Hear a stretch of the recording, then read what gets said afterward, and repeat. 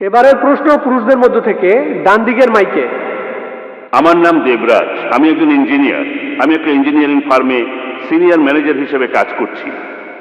উপস্থিত শ্রোতাদের সবাইকে বলছি, আজকে আমরা একটা অসাধারণ অনুষ্ঠান উপভোগ করলাম। এই লেকচারে হিন্দুদের সবারই চোখ খুলে গেছে।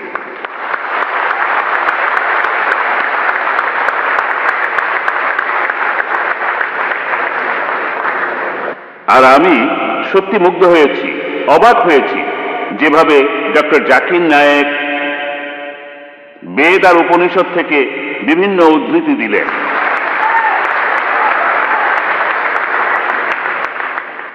আমি এটাই বলবো, বেশিরভাগ লোকই বলবে ডক্টর জাকিরের এই ক্ষমতা ঈশ্বরই তাকে দিয়েছেন।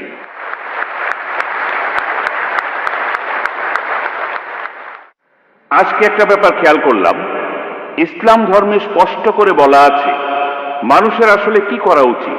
হিন্দুইজমে এটা পরিষ্কার না, কথাগুলো আছে কিন্তু পরিষ্কার না। অনেকের মধ্যেই ভুল ধারণাগুলো আছে, অনেক ধরনের ধারণা, মতবাদ, বিশ্বাস সেখানে আছে।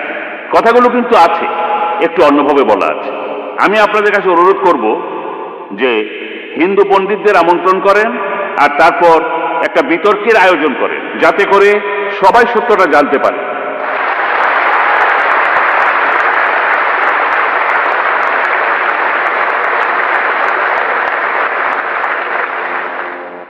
আর এতে করে হিন্দু আর মুসলমানরা আরো কাছাকাছি আসতে পারবে। আর সবাই মিলে আমরা সবাই মিলে দেশের উন্নতি, দেশের একতা আর শান্তির জন্য কাজ করতে পারি একসাথে। ধন্যবাদ ভাই, আপনি খুব ভালো পরামর্শ দিয়েছেন, আপনাকে অনেক ধন্যবাদ। আমি আপনার সাথে একমত যে এই আলোচনায় অনেক হিন্দুর চোখ খুলবে, এমনকি মুসলমানদেরও চোখ খুলবে। এই আলোচনাতে মুসলমানদেরও চোখ খুলবে, আমি শিওর। আপনারা কি বলেন? আর ভাই খুব ভালো পরামর্শ দিলেন যে হিন্দু ধর্মের পণ্ডিতদের ডেকে আমরা বিতর্ক করতে পারি। আমি বলবো মত বিনিময়। এই কথাটা পবিত্র কোরআনেও আছে। লেকচারের শুরুতে বলেছিলাম সূরা আল ইমরানের 64 নম্বর আয়াতে বলা হয়েছে, এসো সেই কথা যাহা তোমাদের এবং আমাদের মধ্যে এক। আমিও সেই কাজটাই করছি। আমি ইন্ডিয়ার বিভিন্ন প্রান্তে যাচ্ছি, পৃথিবীর বিভিন্ন প্রান্তে যাচ্ছি, মত বিনিময় করছি বিভিন্ন ধর্মের পণ্ডিত, খ্রিস্টান ধর্ম, হিন্দুইজম। আমি শুধু একজন ছাত্র, আমি কোনো পণ্ডিত নই, সামান্য একজন ছাত্র বিভিন্ন ধর্মের উপর। আমি কেরালা আর বোম্বেতে হিন্দু পুরোহিতদের সাথে মত বিনিময় করেছি। এমনই একটা বিতর্কের জন্য কয়েক মাস পরে আমি ব্যাঙ্গালোর যাব ইনশাআল্লাহ। তিনি শ্রী শ্রী রবিশঙ্কর, তিনি আমাকে সেখানে আমন্ত্রণ জানিয়েছেন। আমি শ্রী শ্রী রবিশঙ্করের নাম অনেক শুনেছি। তিনি খুব বিখ্যাত মানুষ, পৃথিবীর 40টা দেশে তার আশ্রম রয়েছে, আর্ট অফ লিভিং। আর এই মাদ্রাজে আপনারা যদি কেউ আয়োজন করতে পারেন, মাদ্রাজের কোনো হিন্দু পুরোহিত থাকলে আমি তার সঙ্গে কথা আনন্দিত হব, মত বিনিময় করব। এর আগের বার মাদ্রাজে আমি কাশীর শঙ্করাচার্যের সঙ্গে কথা বলেছিলাম। গতবার যখন এসেছিলাম কয়েক মাস আগে, আমরা সেখানে কথা বলেছিলাম বাবরি মসজিদের উপর বিভিন্ন বিষয় নিয়ে। আমি সেখানে কিছু উত্তর দিয়েছিলাম তার প্রশ্নের। এখানে কোনো সমস্যা নেই, আমিও পছন্দ করি সেটা। আমরা এখানে এসেছি সাদৃশ্যগুলো দেখতে। আপনারা যদি কেউ আয়োজন করতে পারেন, মুসলিম বা অমুসলিম ভাই যে হোক না কেন, আপনারা আয়োজন করুন যাতে আমরা মত বিনিময় করতে পারি।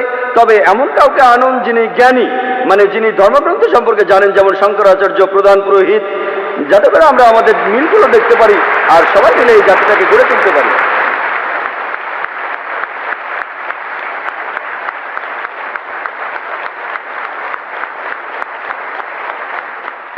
এবার প্রশ্ন করবেন একজন অমুসলিম বোন। মিস্টার জাকির, প্রশ্নটা করেছে আমার এক অমুসলিম বন্ধু। সে আমাকে বলে যে মুসলমানদের মধ্যেই বিভ্রান্তি আছে। মুসলমানরা নিজেরাই এক অন্যকে প্রশ্ন করে যে আপনি কি ওয়াহাবি নাকি আপনি একজন সুন্নি। তার মতে মুসলমানদের বিভ্রান্তির মধ্যে রয়েছে। এখন এই ব্যাপারে আপনি কি বলবেন? এ ব্যাপারে আমরা মুসলমানরা কি বলতে পারি? বোন, আপনি বললেন যে এক অমুসলিম বোন প্রশ্ন করেছেন যে মুসলমানদের নিজেদের মধ্যে বিভ্রান্তি আছে যে আপনি কি ওয়াহাবি নাকি হান্নাফি, শাফি নাকি মালিকি। তাহলে মুসলমানরা বিভ্রান্তির মধ্যে আছে, এর উত্তরটা কি? আমি অমুসলিম এই বোনের সাথে একমত। দুর্ভাগ্যজনকভাবে মুসলমানরা এখন অনেক ভাগে বিভক্ত। তবে আমি যখন হিন্দুদের বেদ পড়তে বলছি তখন মুসলমানদেরও কোরআন পড়তে বলছি।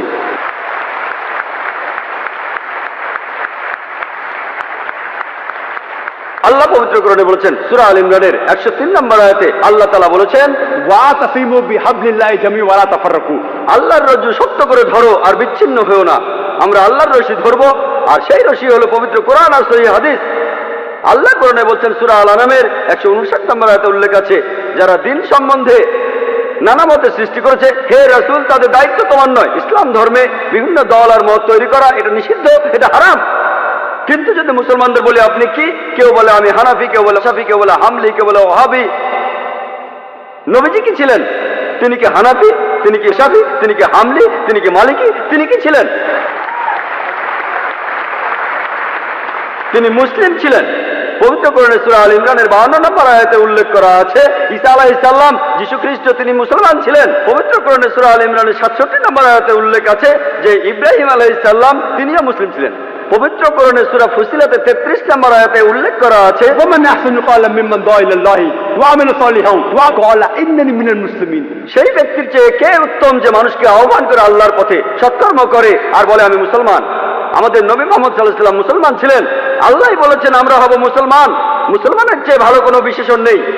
আর চারজন বিখ্যাত ইমামের সবাই, ইমাম আবু হানিফা, ইমাম শাফি, ইমাম আহমদ ইবনে হাম্বল, ইমাম মালিক, আল্লাহ সবাইকে শান্তিতে রাখুন, তারা বিখ্যাত পণ্ডিত। আমি তাদের সবাইকে শ্রদ্ধা করি, পছন্দ করি। তারা বিখ্যাত পণ্ডিত। আর এই পণ্ডিতদের সবাই বলেছেন, এই চারজন ইমাম বলেছেন, যদি আমার কোনো ফতোয়া আল্লাহ ও রাসূলের বিরুদ্ধে যায় তাহলে তোমরা আমার ফতোয়াকে ছুঁড়ে ফেলে দাও।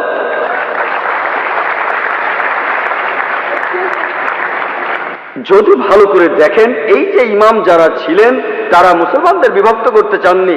তারা চেয়েছিলেন মানুষ যেন মূল ধর্মগ্রন্থগুলো পড়ে, কোরআন আর সহিহ হাদিস। তাই আমাদের এখন যা করতে হবে, আমি জানি যে লোকজন বলে একটা হাদিসে আছে মুসলিমরা 73টি ভাগে বিভক্ত হবে, এটা আছে তিরমিজিতে সহিহ হাদিস 171 নম্বর হাদিস। নবীজি বলেছেন ভবিষ্যতে 73টি ভাগ তৈরি হবে, ভাগ করা উচিত সেটা বলেননি। নবীজি জানতেন যে আল্লাহ এই কাজটাকে নিষিদ্ধ করেছেন। তাহলে যেটা করতে পারেন, আল্লাহ আর রাসূলকে মানেন আর নিজেদের আপনারা যে নামে ডাকতে পারেন সেটা হলো মুসলমান। যে কোনো পণ্ডিত, পৃথিবীর যে কোনো পণ্ডিত, ধরলাম তিনি পৃথিবীর সবচেয়ে বড় পণ্ডিত, তার কাছে প্রমাণ দেখতে চান, কুল হাতু বুরহানাকুম, আপনার প্রমাণটা দেখান। যদি সত্যি বলে থাকেন, আপনি নির্দোষ হলে তার প্রমাণ দেখান। তাহলে যদি কোনো পণ্ডিতের সাথে মতভেদ হয়, তার কাছে প্রমাণ দেখতে চান, প্রমাণটা নিয়ে পরীক্ষা করুন। এজন্য আমি রেফারেন্স দেই, আমি যা বলি, জাকির যা বলে, ইসলামে তার কোনো মূল্য নেই, জিরো, শূন্য। সেজন্যই বলি, জাকির বলেনি, আল্লাহ বলেছেন কুল হুয়াল্লাহু আহাদ, বলো তিনি আল্লাহ এক, অদ্বিতীয়। আমি জাকির বললে ইসলামে এটা মূল্যহীন, শূন্য। আল্লাহ যা কিছু বলেছেন সেটা মানতে হবে, নবীজি বললে সেটাও মানতে হবে। সেজন্য বোন, মুসলিমদের বিভক্ত হওয়া উচিত না, আমাদের শুধু মুসলিমই বলা উচিত। আর কোরআন আর সহিহ হাদিস আমরা মেনে চলবো। যারা বিভিন্ন মতের সৃষ্টি করে তারা ইসলামের বিরুদ্ধে।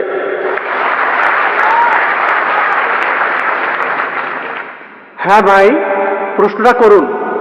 ডক্টর মহাদেব, আমি প্রাইভেট প্র্যাকটিস করি। গত পরশুদিন আমি আব্দুর রহিম গ্রিনের লেকচার শুনতে গিয়েছিলাম। তাকে একটা প্রশ্ন করেছিল একজন মেডিকেল স্টুডেন্ট। তার প্রশ্নটা ছিল বেহেশত নিয়ে, যারা ইসলাম মানে তারা বেহেশতে যাবে আর বাকি সবাই যাবে দোজখে। এটা কি বিস্তারিত বলবেন? ধন্যবাদ। ভাই, আপনি প্রশ্ন করলেন যারা ইসলাম মানে তারা বেহেশতে যাবে আর যারা ইসলাম মানে না তারা দোজখে যাবে। তার মানে কি মুসলমানরা সবাই বেহেশতে যাবে আর অমুসলিমরা দোজখে যাবে? ভাই, কি করলে বেহেশতে যাবেন সেই কথাটা রয়েছে সূরা আসরে 1 নম্বর আয়াত থেকে 3 নম্বর আয়াতে বলা হয়েছে, ইন্নাল ইনসানা লাফি খুসর ইল্লাল্লাযিনা আমানু ওয়া আমিলুস সালিহাতি ওয়া তাওয়াসাউ বিল হাক্কি ওয়া তাওয়াসাউ বিস সাবর। মহাকালের শপথ, মানুষ জাতি অবশ্যই ক্ষতিগ্রস্ত তারা বাদে যারা ঈমান আনে, যারা সৎকর্ম করে, যারা মানুষকে সত্যের উপদেশ দেয় অর্থাৎ দাওয়া, আর যারা মানুষকে ধৈর্যের উপদেশ দেয়। কোন মানুষ বেহেশতে যেতে চাইলে তার 4টা জিনিস লাগবে: ঈমান, বিশ্বাস, ইসলামের স্তম্ভগুলির মধ্যে একটা সৎ পথে কাজ, মানুষকে সত্যের উপদেশ দেয়া আর মানুষকে ধৈর্যের উপদেশ দেয়া। এই 4টা জিনিসের একটাও বাদ গেলে স্বাভাবিক পরিস্থিতিতে আপনি বেহেশতে যেতে পারবেন না। শুধু আপনার নাম আব্দুল্লাহ, মুহাম্মদ, সুলতান বা জাকির হলে আপনি বেহেশতে যেতে পারবেন না। শুধু মুখে মুসলিম দাবি করলে বেহেশতে যাবেন না। আমি আমার লেকচারেও বলেছি, পবিত্র কোরআনে সূরা আনকাবুতের 2 নম্বর আয়াতে উল্লেখ করা আছে, আমি ঈমান এনেছি কথা বললেই, আমি মুমিনের কথা বললেই তোমরা কি মনে করো তোমরা বেহেশতে যেতে পারবে? আল্লাহ তোমাদের অবশ্যই পরীক্ষা করবেন। তাহলে নিজেকে মুসলিম দাবি করলেই আপনি বেহেশতে চলে যাবেন না। যে লোকটা ইসলাম ধর্ম পালন করে, ইসলাম শব্দটা এসেছে আরবি শব্দ সালাম থেকে, যার অর্থ শান্তি। এর আরেকটা অর্থ ঈশ্বরের কাছে নিজের ইচ্ছাকে সমর্পণ করে দেয়া। যে লোক আল্লাহর কাছে নিজের ইচ্ছাকে সমর্পণ করে দেয় সেই হলো মুসলিম। তাহলে যে লোক ঈশ্বরের কাছে নিজের ইচ্ছাকে সমর্পণ করে তার নাম যাই হোক না কেন সে বেহেশতে যাবে। তাহলে বেহেশতে যেতে হলে ঈমান থাকতে হবে। সবগুলো স্তম্ভের কথাই বলেছি। একজন সৃষ্টিকর্তা আছেন, নবী রাসূল আছেন, তারপর পরকাল আছে, কিতাব আছে ইত্যাদি। ভালো সব কাজ করা আর মহান স্রষ্টার কাছে নিজের ইচ্ছাকে সমর্পণ করা। আপনি যদি স্রষ্টার কাছে নিজের ইচ্ছাকে সমর্পণ করেন, আরবিতে সেটাকেই বলা হয় ইসলাম ধর্ম। তার মানে এই না যে আপনি পাকিস্তান বা সৌদি আরবে থাকলে বেহেশতে যাবেন, না। সৌদি আরবের সব লোক আর পাকিস্তানের সব লোক আল্লাহ মালুম, তিনি জানেন সবাই বেহেশতে যাবেন কিনা। তাহলে সেই লোকগুলোই বেহেশতে যাবেন যারা আল্লাহ তাআলার নির্দেশগুলো মেনে চলে। যে আল্লাহ তাআলার নির্দেশগুলো মেনে চলে। আর আমি আমার লেকচারে বলেছি, যদি আপনারা ঈশ্বরের এই নির্দেশগুলো মেনে চলেন, শুধুমাত্র নাম দিয়ে নিজেদেরকে মুসলিম বা মোহাম্মদ বা আব্দুল্লাহ বলে আপনারা বেহেশতে যেতে পারবেন না। নাম বদলানো এখানে আবশ্যিক নয়। একটা নাম গ্রিন, এটা মুসলিম নাম নয়। এই নাম নিয়ে আপনি বেহেশতে যেতে পারবেন না এমনটা নয়। ইনশাআল্লাহ তিনিও বেহেশতে যাবেন, তিনি মুসলমান হয়েছেন, আগে খ্রিস্টান ছিলেন। তাহলে নাম দিয়ে বেহেশতে যাবেন না, ভালো কাজ থাকলে যাবেন। ঈমান, সৎ কাজ, মানুষকে সত্যের উপদেশ দেয়া, ধৈর্যের উপদেশ দেয়া। যদি ভালো কাজ করেন, আপনার ঈমান থাকে, মানুষকে সত্যের আর ধৈর্যের উপদেশ দেন, ইনশাআল্লাহ তাহলে সেই লোক বেহেশতে যেতে পারবেন। আশা করি উত্তরটা। ইসলাম শব্দটা এসেছে আরবি শব্দ সালাম থেকে, যার অর্থ শান্তি। এর আরেকটা অর্থ ঈশ্বরের কাছে নিজের ইচ্ছাকে সমর্পণ করে দেয়া। যে লোক আল্লাহর কাছে নিজের ইচ্ছাকে সমর্পণ করে দেয় সেই হলো মুসলিম। তাহলে যে লোক ঈশ্বরের কাছে নিজের ইচ্ছাকে সমর্পণ করে তার নাম যাই হোক না কেন সে বেহেশতে যাবে। তাহলে বেহেশতে যেতে হলে ঈমান থাকতে হবে। সবগুলো স্তম্ভের কথাই বলেছি। একজন সৃষ্টিকর্তা আছেন, নবী রাসূল আছেন, তারপর পরকাল আছে, কিতাব আছে ইত্যাদি। ভালো সব কাজ করা আর মহান স্রষ্টার কাছে নিজের ইচ্ছাকে সমর্পণ করা। আপনি যদি স্রষ্টার কাছে নিজের ইচ্ছাকে সমর্পণ করেন, আরবিতে সেটাকেই বলা হয় ইসলাম ধর্ম। তার মানে এই না যে আপনি পাকিস্তান বা সৌদি আরবে থাকলে বেহেশতে যাবেন, না। সৌদি আরবের সব লোক আর পাকিস্তানের সব লোক আল্লাহ মালুম, তিনি জানেন সবাই বেহেশতে যাবেন কিনা। তাহলে সেই লোকগুলোই বেহেশতে যাবেন যারা আল্লাহ তাআলার নির্দেশগুলো মেনে চলে। যে আল্লাহ তাআলার নির্দেশগুলো মেনে চলে। আর আমি আমার লেকচারে বলেছি, যদি আপনারা ঈশ্বরের এই নির্দেশগুলো মেনে চলেন, শুধুমাত্র নাম দিয়ে নিজেদেরকে মুসলিম বা মোহাম্মদ বা আব্দুল্লাহ বলে আপনারা বেহেশতে যেতে পারবেন না। নাম বদলানো এখানে আবশ্যিক নয়। একটা নাম গ্রিন, এটা মুসলিম নাম নয়। এই নাম নিয়ে আপনি বেহেশতে যেতে পারবেন না এমনটা নয়। ইনশাআল্লাহ তিনিও বেহেশতে যাবেন, তিনি মুসলমান হয়েছেন, আগে খ্রিস্টান ছিলেন। তাহলে নাম দিয়ে বেহেশতে যাবেন না, ভালো কাজ থাকলে যাবেন। ঈমান, সৎ কাজ, মানুষকে সত্যের উপদেশ দেয়া, ধৈর্যের উপদেশ দেয়া। যদি ভালো কাজ করেন, আপনার ঈমান থাকে, মানুষকে সত্যের আর ধৈর্যের উপদেশ দেন, ইনশাআল্লাহ তাহলে সেই লোক বেহেশতে যেতে পারবেন। আশা করি উত্তরটা পেয়েছেন। এর পরের প্রশ্ন পুরুষদের মধ্য থেকে, আপনার নাম এবং পেশা। আমার নাম রাজাজি, নিউ কলেজে ফার্স্ট ইয়ারে পড়ি। আমার আর আপনার দৃষ্টিভঙ্গি একেবারে আলাদা, তাই কিন্তু আমার নিজের মতটাও আমার জানানো উচিত। আপনি বললেন কৃষ্ণের 16,000 স্ত্রী ছিল, আমরা মুসলমানরাও 4টা বিয়ে করতে পারি। এতে একথাই বলা যায় যে এই দুইটা ধর্মই একসাথে মহিলাদের অধিকার থেকে বঞ্চিত করছেন। আপনি বললেন যে হয়তো বলতে পারেন মানুষ আসলে খুব আকর্ষণীয়, তবে এটা ব্যক্তিগত দৃষ্টিভঙ্গি। আর যদি এভাবে ব্যাপারটা দেখেন, আপনাদের দেখার ভুল আছে, আপনাদের চিন্তায় ভুল আছে। সৌন্দর্যের যে ধারণা সেটাও সময়ের সাথে বদলায়। একসময় ক্লিওপেট্রা ছিল সবচেয়ে সুন্দরী, কিন্তু এখন আর তেমনটা নেই। এখন ঐশ্বরিয়া রাই হলো 1 নম্বর। আর আপনি বললেন যে মূল ধর্মগ্রন্থ পড়তে, কিন্তু এতে করে কিছু উগ্রবাদী আর মৌলবাদী তৈরি হয়। আপনি যখন কোনো ধর্মে বিশ্বাস করবেন, তখন নিজের অন্যায়টাকে অন্যায় মনে হবে না। আর সেটাই ঠিক সেরকমই ঘটনাই ঘটেছিল গুজরাটে। 2000 মুসলিমকে সেখানে খুন করা হয়েছে, কেউ তাদের বাঁচাতে আসেনি। কিছু কমিউনিস্ট আর ডেমোক্রেট দল এগিয়ে এসেছিল। লোকজন ধর্মীয় মূল্যবোধের উপর আস্থা হারিয়ে ফেলেছে। আর আপনাদের মতো মানুষের কাছে এই ধর্মীয় মূল্যবোধটাই সবচেয়ে বড়। এসব ধর্ম উগ্রবাদী মানুষ তৈরি করে। তাই মানুষজনকে তাদের প্রাপ্য স্বাধীনতাটা দেন, যাতে করে তারা সমাজতান্ত্রিক আন্দোলনে যোগ দিতে পারে, যেমন কমিউনিস্ট আন্দোলন। ধন্যবাদ। ভাই মনে করেন তিনি একজন কমিউনিস্ট। আপনি খুব সুন্দর প্রশ্ন করেছেন। তিনি বললেন যে যখন হিন্দুইজম অনুমতি দিচ্ছে খ্রিস্টের 16,108 জন স্ত্রী, ইসলামে বহু বিবাহ অনুমতি আছে, তাহলে হিন্দুইজম আর ইসলাম একসাথে মহিলাদের অত্যাচার করছে কেন? আপনার মত অনুযায়ী, আপনার কথা অনুযায়ী ক্লিওপেট্রা একসময় সবচেয়ে সুন্দরী ছিল, এখন আর নেই। ঐশ্বরিয়া এখন 1 নম্বর, আমার জন্য না আপনার জন্য। আপনার কাছে যা সুন্দর আমার কাছে নাও হতে পারে, আপনার সঙ্গে একমত, এটা দৃষ্টিভঙ্গির ব্যাপার। আমি একমত, ঐশ্বরিয়া রায় আপনার জন্য 1 নম্বর হতে পারে, আমার জন্য না। তাহলে বুঝতে পারছেন এক এক জায়গার নিয়ম হচ্ছে এক এক রকম। আমি উদাহরণ দিয়েছি, আমেরিকায় যেটা ভদ্রতা সেটা এখানে অভদ্রতা, আমেরিকায় যেটা অভদ্রতা সেটা এখানে ভদ্রতা। এটাকে ঠিক করবে? আপনার কথা মানলাম, আপনি যদি ভাবেন একাধিক স্ত্রীর অর্থ মহিলাদের অত্যাচার করা, তাহলে লক্ষ লক্ষ মহিলাদের দায়িত্ব কে নেবে? আপনি? তাদের কে দেখবে? আপনার কমিউনিস্ট আন্দোলন দেখবে? আল্লাহ মানুষ জাতির সমস্যার সমাধান দিয়েছেন এই পবিত্র কোরআনে, সেই সমাধানটা আপনি হজম করতে পারছেন না। আমি আপনাকে একটা প্রশ্ন করছি, বর্তমানে পুরুষের চাইতে মহিলা কয়েক লক্ষ জন বেশি, কে তাদের দায়িত্ব নেবে? কে? যদি প্রত্যেক মাসে তাদের সাহায্য করেন, সেই সাহায্যটাই আসলে যথেষ্ট নয়। পুরুষ আর মহিলার প্রাকৃতিক নিয়মের কিছু জৈবিক চাহিদা থাকে। আল্লাহ কোরআনে বলছেন, সূরা রুমের 21 নম্বর আয়াতে উল্লেখ আছে, আল্লাহ তোমাদের হৃদয়ে ভালোবাসা আর দয়া সৃষ্টি করেছেন। আমি একজন ডাক্তার হিসেবে বলছি, একজন মহিলা সারা জীবন কুমারী থাকতে পারে না, এটা অসম্ভব। আপনি এখন কি করবেন? এদের কি হবে? এরা পতিত হবে। আপনার কমিউনিস্ট এদের কি করতে পারবে? এর সমাধান কি? কোনো সমাধান নেই। আল্লাহ আমাদের এই সমস্যার সমাধান দিয়েছেন, সেই সমাধানটা হজম করতে পারছেন না। তাহলে এখানে সমস্যাটা হলো সমাধান পছন্দ হচ্ছে না, আপনি সমাধান দেন। এর চাইতে ভালো সমাধান কি দিতে পারেন? ইসলামে একাধিক বিয়ে করাটা আবশ্যিক নয়, 4টা বিয়ে করা আবশ্যিক নয়। আমি এমন কোন ইন্ডিয়ান মুসলিমকে চিনি না যার 4টা স্ত্রী, কাউকে চিনি না। অন্যান্য কিছু বিদেশি মুসলিম আছেন, আপনাকে বুঝতে হবে ভাই, এটাই হলো সমাধান। সব পুরুষই একাধিক বিয়ে করতে পারে না, সবাই করতে পারে না। তবে কিছু মানুষ স্ত্রীদের সুবিচার করতে পারে, আল্লাহ তাদের অনুমতি দিয়েছেন। তারা যদি সুবিচার করতে পারে, আপনার সমস্যা কোথায়? কোথায় মহিলাদের অত্যাচার করছি? আমরা তাদের সম্মান করছি। আপনি যে আমেরিকা তথাকথিত আধুনিক কালচারের কথা বলছেন, আর্ট কালচারের নামে তারা কি করছে? তারা মহিলাদের অসম্মান করছে। আপনি যে নারী স্বাধীনতার কথা বলছেন, সেটা আসলে স্বাধীনতার নামে শরীরকে শোষণ করছে, সম্মানের অবমাননা করছে, আর আত্মাকে বঞ্চিত করছে। পশ্চিমা সমাজ আসলে মহিলাদের অধিকার দেওয়ার কথা বলে তাদের নামিয়ে দিচ্ছে উপপত্নীর স্তরে, রক্ষিতার স্তরে। তারা সমাজের প্রজাপতি, যারা আর্ট কালচারের পর্দার পেছনে থাকে। আর্ট আর কালচারের নামে ঐশ্বরিয়া রায়, সে আবার কে? মডেলিং, তাই তো? ঠিক না? এখানে আপনাকে সঠিকভাবে চিন্তা করতে হবে। আমরা মাকে বিক্রি করতে চাই না, আমরা বোনকে বিক্রি করতে চাই না। আপনি চাইলে তা করেন।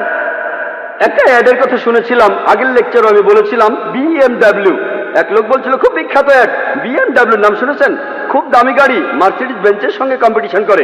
সেই অ্যাডে বিকিনি পরা একটা মেয়ে গাড়ির সামনে দাঁড়িয়ে আছে, এখনই চালানো শুরু করুন। মেয়েটাকে না গাড়িটাকে? আপনারা কি করছেন?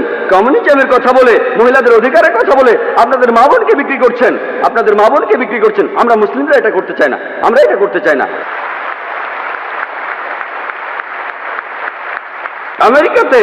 আমেরিকাতে আপনি রক্ষিত রাখতে পারেন 5, 10, 20, কেউ কিছু বলবে না।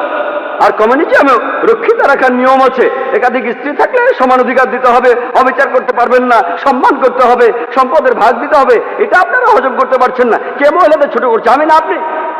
আর আমেরিকাতে, পৃথিবীর সবচেয়ে উন্নত দেশে, আমেরিকানরাই বলে যে ইসলাম মহিলাদের ছোট করে দেখে। আপনি কি জানেন, পৃথিবীতে যতগুলো প্রধান ধর্ম আছে, ইসলামের অনুসারী বাড়ছে সবচেয়ে বেশি হারে। যে লোকগুলো ইসলাম গ্রহণ করছে,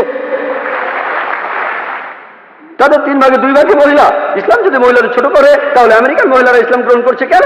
আমেরিকান পুরুষরা কেন ইসলাম গ্রহণ করছে?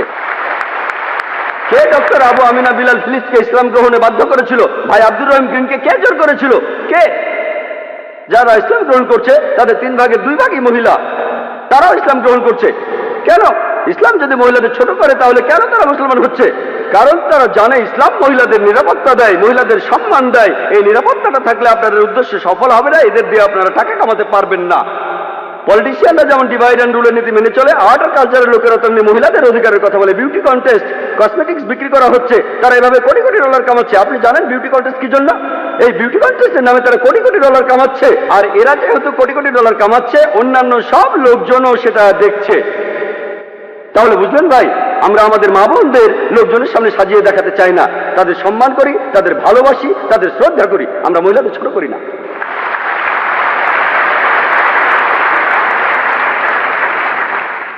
একজন অমুসলিম বোন। জি, আমার আগের প্রশ্নের উত্তরে আপনার যুক্তি আর পরিসংখ্যানটা শুনলাম, কিন্তু আমি একটা ব্যাপার পরিষ্কার করতে চাই। সম্ভবত আগের দিনগুলোতে যুদ্ধ হলে পুরুষরাই যুদ্ধের ময়দানে যেত, পরিবারের হয়ে উপার্জন করত, কিন্তু এখন সময় বদলেছে আর সম্ভবত ভবিষ্যতে এই পরিস্থিতি আরো বদলাবে। মহিলারা যুদ্ধে যাবে, এখনকার দিনে মহিলারা চাকরি বাকরি করছে, আর হতে পারে মহিলাদের মৃত্যুর হার আরো বাড়বে। আর সেরকম সময়ে আসলে তখন কি একথা বলা যাবে যে হ্যাঁ, পুরুষ মানুষের মাত্র একজন স্ত্রী থাকা উচিত? এই ধর্মগুলো আসলে পৃথিবীর মানুষের জন্য, ঈশ্বরের জন্য না। বোন, আপনি খুব ভালো প্রশ্ন করেছেন। আগেকার দিনে যুদ্ধের সময় বেশি পুরুষ মারা যেত, আমি আপনার সাথে একমত। এখন সময় বদলে গেছে, কিন্তু তারপরে এখনো যুদ্ধে পুরুষই বেশি মারা যায়। গালফ ওয়ারে বেশি পুরুষ মারা গেছে, আফগানিস্তানে পুরুষ মারা গেছে বেশি, ভিয়েতনাম যুদ্ধে বেশি পুরুষ মারা গেছে। তবে আগেকার দিনে যত বেশি মারা যেত, এখন তত বেশি মারা যায় না, আমি একমত। এখনকার দিনে আমি বলেছি ধূমপানে যে মানুষগুলো মারা যায় তাদের বেশিরভাগই হলো পুরুষ। মদ খেয়ে যারা মারা যাচ্ছে তাদের বেশিরভাগই পুরুষ। অ্যাক্সিডেন্টে মারা যাচ্ছে বেশি পুরুষ। আমি আপনার সাথে একমত যে মহিলারাও এখন যুদ্ধে যাচ্ছে। আর আমেরিকাতে কি ঘটনা ঘটলো? কয়েক বছর আগে আর্মিতে মহিলা সেকশন খোলা হলো, মহিলারা আর্মিতে, তখন থেকে মহিলার আর্মিতে যেতে লাগলো। আপনি কি জানেন সেই সময়কার আমেরিকার প্রেসিডেন্ট তিনি ছিলেন বিল ক্লিন্টন। হ্যাঁ, বিল ক্লিন্টন। তিনি পার্লামেন্টে ক্ষমা চেয়েছিলেন। আপনি জানেন 96 জন মহিলা ধর্ষিত হয়েছিল তাদের সুপিরিয়রের কাছে। তিনি পার্লামেন্টের ভেতরে ক্ষমা চেয়েছিলেন। বেশিরভাগ মহিলাদের যারা যুদ্ধ করতে গিয়েছিল তাদের সুপিরিয়ররাই তাদের ধর্ষণ করেছে। যখন আপনি কাঁধে কাঁধ মিলিয়ে যুদ্ধ করবেন তখন কি হবে? এটা হলো পরিসংখ্যান, এটা হলো আমেরিকান পরিসংখ্যান। সমস্যা হলো আমি একমত, আমি আপনার দৃষ্টিভঙ্গির সাথে একমত। আপনার প্রশ্নটা নিষ্পাপ, কারণ আপনি পরিসংখ্যানটা জানেন না। আপনি কি জানেন? আমি জানি মহিলারা এখন চাকরি করছে আমেরিকাতে। জানেন আমেরিকাতে প্রত্যেক দিন 1996 সালের পরিসংখ্যান অনুযায়ী ডিপার্টমেন্ট অফ জাস্টিস বলছে প্রত্যেক দিন 2730 জন মহিলা ধর্ষিত হয়েছে। প্রতি 32 সেকেন্ডে একজন মহিলা ধর্ষিত হচ্ছে। আমরা গত 3 ঘন্টা ধরে এই অডিটোরিয়ামে আছি, গত 3 ঘন্টায় 300-এর বেশি মহিলা আমেরিকাতে ধর্ষিত হয়েছে যখন আমরা এখানে। এখন ইসলাম মহিলাদের কাজ করার বিরুদ্ধে নয়, ইসলাম মহিলাদের কাজ করতে বাধা দেয় না। তবে ইসলামে আয় উপার্জনের দায়িত্বটা হলো পুরুষের। মহিলা কাজ করলে ভদ্রচিত কাজ করতে পারে, এমন কাজ না যে মডেলিং, নাচা, গান গাওয়া অথবা পুরুষদের সাথে মেলামেশা করা। মহিলাদের কাজ করার অনুমতি আছে বোন, কিন্তু যে কাজগুলো অসম্মানজনক সেখানে সম্ভাবনাটাই বেশি যে আপনাকে ছোট করা হবে, অবিচার হবে। কিছু বলতে চান আপনি? আমি মহিলাদের অসম্মানজনক কাজের কথা বলছি না, আমি ভালো কাজের কথাই বলছি। যেমন গাড়ি চালানো। পৃথিবীতে এখন মহিলা গাড়ি চালকের সংখ্যা বাড়ছে। ধরেন আমরা ভবিষ্যতের অবস্থা অনুমান করে নিলাম যে মহিলারা বাইরে বেশি কাজ করছে, তাদের মৃত্যু হার বেড়ে গেছে। সেরকম সময়ে কি এমন ধর্মের প্রবর্তন করতে পারি যেখানে পুরুষের মাত্র একটাই স্ত্রী থাকবে? আমি বর্তমান সময়ের প্রেক্ষাপট নিয়ে বলছি না, সব ধর্মের কথাই বলছি। আমার প্রশ্নটা হলো, সময় বদলানোর সাথে সাথে আমরা কি আমাদের ধর্মটাকেও বদলে নিতে পারি? বোন একটা সুন্দর প্রশ্ন করেছেন যে সময় বদলানোর সাথে সাথে ধর্মকে বদলাতে পারি কিনা। যদি ধর্মটা নিখুঁত না হয়ে থাকে তাহলে পরিবর্তনের প্রয়োজন আছে, কিন্তু নিখুঁত হয়ে থাকলে পরিবর্তনের কোনো প্রয়োজন নেই। তাহলে ধর্মের ভেতরে যদি সমস্যা থাকে, সেজন্যই আমি বলেছি মাত্র একটা ভুল বের করে দেখেন। আপনি বলছেন যদি এমনটা হয়, যদি এমনটা হয় 100 বছর পরে যদি মহিলারা বেশি বেশি কাজ করে তাদের মৃত্যুর হার বেড়ে যায়, যদি পৃথিবীতে মহিলার সংখ্যা কমে যায়, অনেকগুলো যদি। বোন, সৃষ্টিকর্তা ভবিষ্যতের কথা ভালো জানেন, আপনি আমি জানি না। সৃষ্টিকর্তা ভালো জানেন। তিনি বলেছেন যে একজন পুরুষ একাধিক বিয়ে করতে পারে, আবশ্যিক নয়।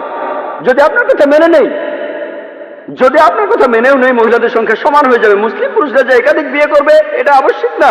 আমার মাত্র একজন স্ত্রী, আমার স্ত্রী মাত্র একজনের, আমি তাকে নিয়েই সন্তুষ্ট, আর বিয়ে করতেও চাই না। এটা কোনো সমস্যা না। কেউ যদি করতে চান তাতেও কোনো সমস্যা নেই।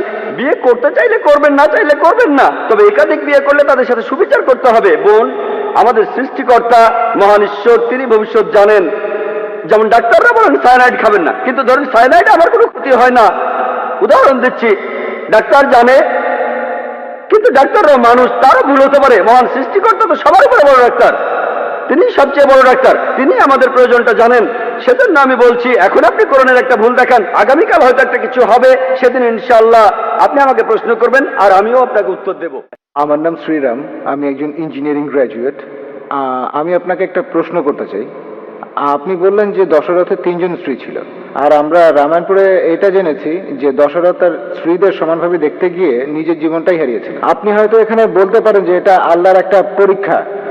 এখন এই স্ত্রীদের কি হবে? কারণ দুর্ভোগটা পৌঁছে তারাই যখন স্বামী দায়িত্ব পালনে ব্যর্থ হয়, তখন স্ত্রীদের দায়িত্ব কে নেবে? আর এই মহিলাদের তখন কি হবে? আর এটা কি ঠিক? ভাই আপনি প্রশ্ন করলেন যে দশরথের 3 জন স্ত্রী ছিল, সবাইকে সমান অধিকার দেয়ায় স্ত্রীরাই কষ্ট পেয়েছিল। তিনি এই কথাটাই বললেন, এটা একটা পরীক্ষা। কোরআন বলছে কষ্টটা একটা পরীক্ষা। যখন ছাত্র ছিলাম, যখন আমি ডাক্তারি পড়ছিলাম, ঘাম ছুটে গিয়েছিল, আমার ঘাম ছুটে গিয়েছিল। বিশ্বাস করেন যদি আপনি আমাকে 10 লাখ টাকাও দেন, আমি আর এমবিবিএস পরীক্ষা দিতে যাব না। ঘাম ছুটে গিয়েছিল পাশ করতে গিয়ে। তাহলে এই কষ্ট সবই পরীক্ষা, এটা একটা পরীক্ষা। তাহলে আমরা বুঝতে পারছি তার জন্য একটা পরীক্ষা। যদি সেই মহিলা ভালো স্ত্রীর মতো আচরণ করে আর ঈশ্বরের নির্দেশগুলো মেনে চলে, স্ত্রীর কর্তব্যগুলো পালন করে, তার স্বামী যদি দায়িত্ব পালন না করে, মহিলা পরীক্ষা পাশ করবে আর স্বামী এই পরীক্ষা ফেল করতে পারে, তাহলে ভাই এই জীবনটা একটা ক্ষুদ্র অংশ। গড়ে একজন মানুষ 50 বছর পর্যন্ত বাঁচে, অথবা 40 বছর, কেউ 20 বছরে মারা যায়, আবার কেউ 80 বছরে। মানুষের এই গড় আয়ু 40 থেকে 60 বছর, কিন্তু পরকালের তুলনায় এই জীবন 0.00000 খুবই ক্ষুদ্র একটা অংশ। যদি আপনাকে বলি যে পরকালের তুলনায় ক্ষুদ্র এই ছোট্ট জীবনটাতে আপনাকে কষ্ট দেব, পরকালে আপনি যা চান তাই পাবেন, আপনি বলবেন কোনো সমস্যা নেই, আমাকে কি করতে হবে, আমাকে কষ্ট দেন, পরকালে আমি যা যাবো তাই পাবো। তাহলে বুদ্ধিমান লোক বলবে এই কষ্ট, এই বিপদে কোনো সমস্যা নেই। পরীক্ষার আগের রাতে যেমন আমাদের ঘাম ছুটে যায়, তখন আমাদের ঘুমও হয় না। কেন? কারণ আমরা পরীক্ষায় পাশ করতে চাই। একইভাবে যদি কোনো স্ত্রী বিভিন্ন রকমের কষ্ট সহ্য করে, সেটা যাই হোক, সে যদি কোরআনে লেখা ঈশ্বরের নির্দেশ মানে, তাহলে সে বেহেশতে যাবে। যদি স্বামী কর্তব্য পালন না করে, সে বেহেশতে যাবে না, কর্তব্য করলে বেহেশতে যাবে। আশা করি উত্তরটা পেয়েছেন। এবারের প্রশ্ন ডান দিক থেকে। আমি আবারও প্রশ্ন করতে এসেছি। কিছু লোক, ধর্মীয় কিছু লোক ঈশ্বরকে একটা নাম দিয়ে ডাকে, কিছু লোক বলে অলৌকিক শক্তি, আর বৈজ্ঞানিকরা বলে কসমিক এনার্জি, আর প্যারাসাইকোলজিস্টরা বলে এটা একটা সুপার কনসেন্স। তাহলে এই প্যারাসাইকোলজি দিয়েই প্রমাণ করা যায় যে একজন ঈশ্বর আছেন। ভাই আপনার প্রশ্নটা কি আবার বলবেন? হ্যাঁ, মানুষ ঈশ্বরকে ডাকে তার জ্ঞান আর বোধের স্তর থেকে। ঠিক, কেউ হয়তো বলে সুপার কনসেন্স, কেউ আর বলে সুপার পাওয়ার, যিনি সবচেয়ে শক্তিশালী। আর বিজ্ঞানীরা এটাকে বলে কসমিক এনার্জি, যে এনার্জিটা সৃষ্টির আগে থেকেই ছিল, এটাই বিশ্বব্রহ্মাণ্ড তৈরি করে। এই কথাগুলো বিজ্ঞানীরাই বলেছেন। অবশ্য কিছু লোক বলে যে এটা পরে বানানো হয়েছে। এই ধর্মটা বানিয়েছিলেন রোমান সম্রাট কনস্ট্যান্টাইন। সেটা ছিল 325 সালে নাইসিয়া কনফারেন্সে, সেখানে এটা বানানো হয়েছিল।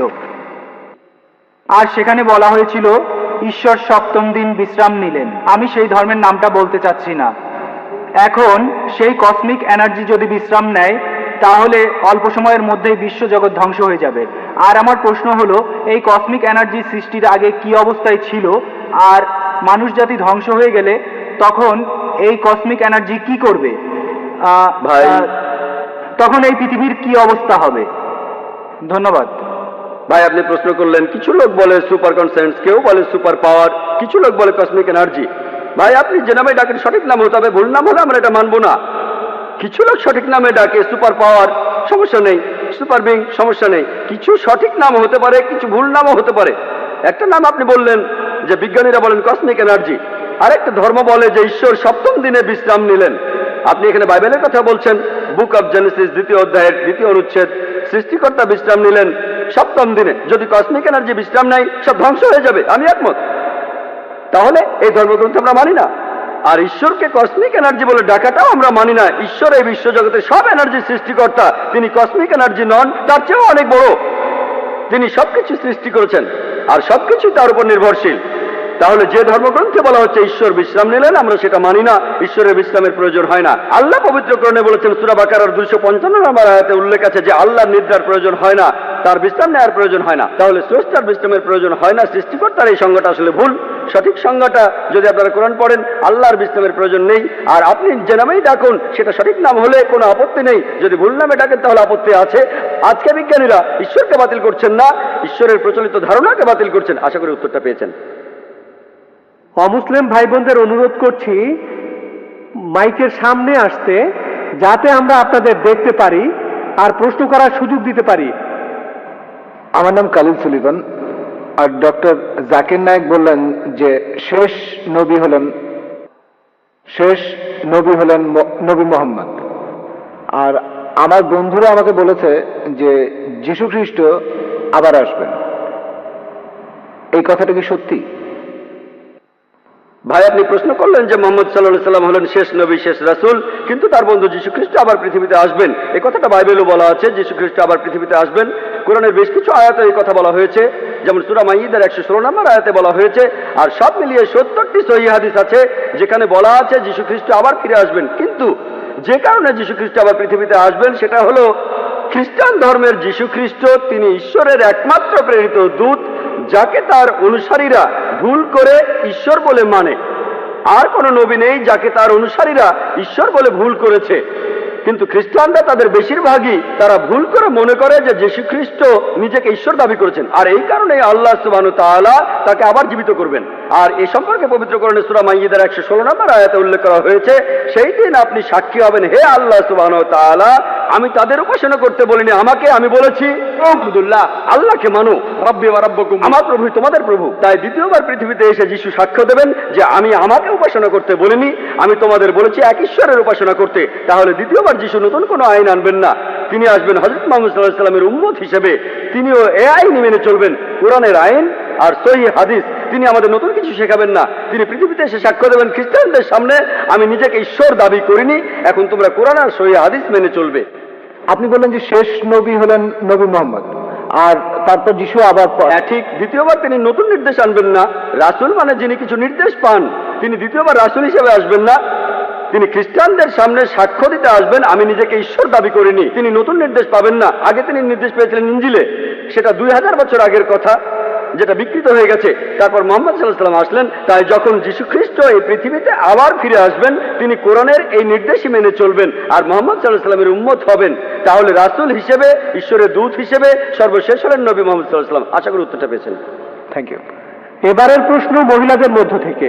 সালাম আলাইকুম, আমার নাম শাহিদা, একজন সফটওয়্যার ইঞ্জিনিয়ার। আমি আমার বিয়ের সময় মুসলমান হয়েছি। আমার প্রশ্ন একটাই, সেটা মানবতা নিয়ে, বিষয়টা মানবতার শান্তি নিয়ে। আমার প্রশ্নটা হলো, ইসলাম ধর্ম বা কোরআনের কোথাও অঙ্গ প্রত্যঙ্গ দান করার কোনো অনুমতি দেয়া আছে কিনা? যদি অনুমতি না দেয়া থাকে তাহলে কেন সেটা করা হয়েছে, এ সম্পর্কে কিছু বলবেন? বোন, আপনি প্রশ্ন করলেন কোরআনে কোথাও উল্লেখ আছে কিনা যে অঙ্গ প্রত্যঙ্গ দান করা যাবে কিনা। পবিত্র কোরআন বা সহিহ হাদিসে কোথাও অঙ্গ প্রত্যঙ্গ দান করার ব্যাপারে কিছু উল্লেখ নেই। তবে মুসলিম পণ্ডিতরা একসঙ্গে বসে অনেকগুলো কনফারেন্স করেছেন মক্কায়, রিয়াদে, মালয়েশিয়ায়, আর বিশেষজ্ঞরা একমত হয়েছেন যে অঙ্গ প্রত্যঙ্গ দান করা বা সংযোজনের অনুমতি আছে যদি 3টি শর্ত পূরণ করা হয়। 1 নম্বর, যে অঙ্গ দান করছে তার যেন কোনো বড় ক্ষতি না হয়। আমি হার্ট দিতে পারবো না, আমার হার্ট দান করলে আমি মারা যাব। ডাক্তাররা বলেন আমার 2টো কিডনি আছে, সেখানে একটা যথেষ্ট। ধরুন আমার মার 2টো কিডনি নষ্ট, তাকে একটা কিডনি দিতে পারি, তাহলে তিনিও বাঁচবেন, আমিও বেঁচে থাকবো। তাহলে 1 নম্বর পয়েন্ট, যে অঙ্গ দান করবে তার জন্য বড় কোনো ক্ষতি না হয়। 2 নম্বর পয়েন্ট, যার শরীরে অঙ্গ সংযোজন হবে তার জন্য এটা খুবই উপকারী হবে। 3 নম্বর পয়েন্ট, কোন রকম টাকা পয়সার জন্য অঙ্গ দান করা যাবে না, কেউ কিডনি বেচতে পারবেন না। এই 3টা শর্ত পূরণ হলে বিশেষজ্ঞরা বলেন এই নিয়মে অঙ্গ প্রত্যঙ্গ দান করা যাবে, অঙ্গ সংযোজনের অনুমতি আছে। আশা করি উত্তরটা পেয়েছেন। প্লিজ প্রশ্নটা করুন। হ্যাঁ, আমার নাম অমরেশ।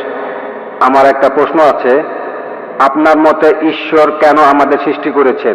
ঈশ্বর কি আমাদের এই পৃথিবীতে পরীক্ষার জন্য পাঠিয়েছেন যাতে করে তিনি বিচার করতে পারেন বেহেশতে যাব না দোজখে? ভাই, আপনি প্রশ্ন করলেন ঈশ্বর আমাদের বানালেন কেন। আমি একটা লেকচার দিয়েছিলাম সৃষ্টির উদ্দেশ্য নিয়ে, প্রায় 1 ঘন্টা ধরে। ঈশ্বর আমাদের তৈরি করেছেন, তার একটা কারণ হলো পরীক্ষা, পরকালের জন্য। পরকালের জন্য পবিত্র কোরআনে সূরা মুলকে 2 নম্বর আয়াতে উল্লেখ করা আছে, আল্লাযী খালাকাল মাউতা ওয়াল হায়াতা, তিনি সৃষ্টি করেছেন মৃত্যু আর জীবন তোমাদের পরীক্ষার জন্য, তোমাদের মধ্যে কে উত্তম। আর এছাড়াও তার এই সৃষ্টির বিশেষত্ব হলো তিনি মানুষ তৈরি করেছেন যার নিজের ইচ্ছা আছে। আমরা মহান ঈশ্বরকে মানতে পারি অথবা অবাধ্যও হতে পারি, আমাদের নিজস্ব কিছু ইচ্ছা আছে। আর আমরা এই পৃথিবীতে আসার আগে সৃষ্টিকর্তা প্রশ্ন করেছিলেন তোমাদের মধ্যে কে মানুষ হয়ে জন্মাতে চাও, আর আমরা মানুষ হয়ে জন্মাতে চেয়েছিলাম। আপনি আর আমি পৃথিবীতে জন্মানোর আগে আমরাই মানুষ হতে চেয়েছিলাম, আর সেজন্য সর্বশক্তিমান ঈশ্বর আমাদের কিছু ইচ্ছা শক্তি দিয়েছেন। এখন এই ইচ্ছা শক্তির কারণে আমরা ঈশ্বরকে মানতে পারি, আবার অবাধ্যও হতে পারি। ঈশ্বরকে মানলে বেহেশতে যাব, আর অবাধ্য হলে যেতে পারবো না। তাহলে এই জীবনটা পরকালের জন্য পরীক্ষা। অন্যান্য জীবজন্তু, ফেরেশতা, এদের ইচ্ছা শক্তি নেই, তারা সবসময় আল্লাহ সুবহানাহু ওয়া তাআলাকে মেনে চলে। তাই আমরা পরীক্ষা দিতে চেয়েছি, আমরা পরীক্ষা দিচ্ছি, এখন পরীক্ষা দিচ্ছি। এই পরীক্ষার উপর ভিত্তি করে আমরা আমাদের পুরস্কার বা শাস্তি পাবো। পবিত্র কোরআনের সূরা জারিয়াতে 56 নম্বর আয়াতে উল্লেখ আছে, আল্লাহ বলছেন, ওমা খালাকতুল জিন্না ওয়াল ইনসা ইল্লা লিয়াবুদুন। আমি সৃষ্টি করেছি জিন ও মানুষকে শুধু আমার ইবাদত করার জন্য। তাহলে আমাদের সৃষ্টি করার একটা কারণ হলো উপাসনা আর পরকালের জন্য পরীক্ষা। আমরা ইবাদত না করলেও আল্লাহ সুবহানাহু ওয়া তাআলার কিছু যাবে আসবে না। তার ইবাদত করেন বা না করেন, তারপরও তিনি মহান। এতে তার কোনো উপকার হবে না, কোনো ক্ষতিও হবে না। আমরা সবাই পরীক্ষা দিচ্ছি, আমাদের ভালোর জন্য চেয়েছিলাম। যেমন আমি মেডিকেল পরীক্ষায় পাশ করতে চেয়েছিলাম, আমি চেয়েছিলাম, তখন আমাদের টিচার আমাদের পরীক্ষা নিলেন, আমি সেই পরীক্ষায় পাশ করলাম। একইভাবে ভাই আমরাই চেয়েছিলাম, আমরা এখন পরীক্ষা দিচ্ছি। আর বিস্তারিত জানার জন্য আমার ভিডিও ক্যাসেট দেখুন, এই সৃষ্টির উদ্দেশ্য। হ্যাঁ ভাই, আপনার প্রশ্নটা করতে পারেন। রেসপেক্টেড স্যার, আমি 4টা প্রশ্ন করব। প্রথমটা হলো, এটা ভাই দয়া করে ধর্মগ্রন্থে আপনার নামটা বলুন এবং একটা প্রশ্ন করুন। সিজিল।